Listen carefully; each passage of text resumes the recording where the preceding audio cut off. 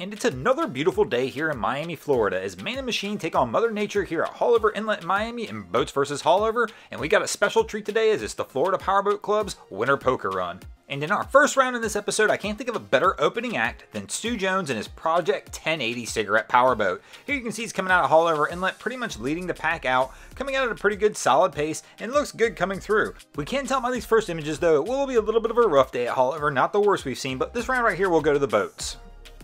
Our second boater to face Haulover Inlet in the second round shows us that this is an endurance race. You can't just push your way through Haulover all the time. You've got to start off strong and you've got to finish strong as well. As you can tell, these guys are starting off pretty strong. They're actually coming out at a pretty fast pace, especially for the type of conditions we're experiencing here at Haulover today. But the real trick is can they keep this pace up the whole time? But one thing I really want you guys to watch, up here in just a few seconds, you're going to see this gentleman in the yellow shirt who is standing up in the second row.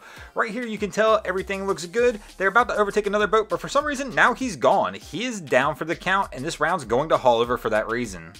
Our next boater is going to show you that not everyone will experience the rougher side of Haulover. Even if you're in the same group, coming out on the same day, you can receive different conditions as you come through the inlet, kind of seen here. This Nortex coming through at a pretty decent pace, but it does look like he's got a little bit calmer conditions than some of the other people we've seen coming through. These guys are going to make it through pretty easily with a solid run and will easily take this round down for the boats.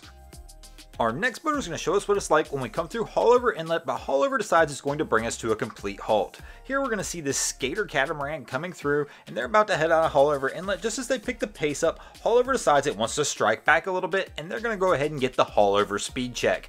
Right here you can tell Haulover's basically brought this boat almost to a complete stop, and right here it actually does bring this boat to a complete stop, definitely giving this round right here to Haulover. These guys could have done a few things differently. One of the big things is I guess they could have just brought a bigger boat, as these guys don't seem to have any problems with the conditions.